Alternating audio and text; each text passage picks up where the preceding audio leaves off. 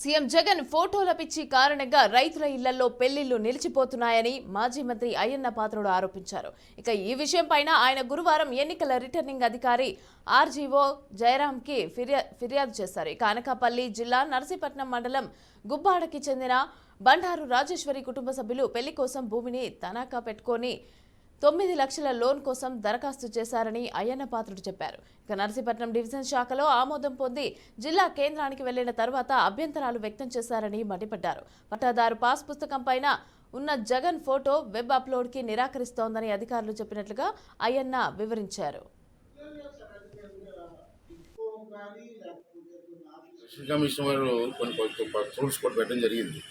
ఇవన్నీ కూడా ప్రజానాయకులకి నాయకులకి తెలిస్తే కరెక్ట్గా ఫాలో అవడానికి అవకాశం ఉంది. కాబట్టి ఎన్నికల కమిషన్ ఏ రూల్స్ ఇచ్చారో ఆ కాపీస్ ఆల్ పార్టీస్కి ఇస్తే బాగుంటుందో ఫాలో అవుతాం.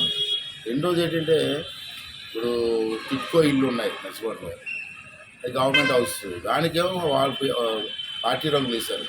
మరి ఎలక్షన్ కమిషన్ రూల్ ప్రకారంగా ఆ రంగులు తీసేవాళ్ళు కదా. రంగు తీయడానికి ఎంత ఖర్చు అవుతుంది, ఇది ఎందుకు తీయట్లేదు, అవన్నీ కూడా ప్రాబ్లమ్స్ ఉన్నాయి. ఈ ప్రాబ్లమ్స్ అన్నీ కూడా ఆర్డీఓ తీసుకోవడానికి, అలాగే మైక్ సెట్ పర్మిషన్ ఉన్నాయి.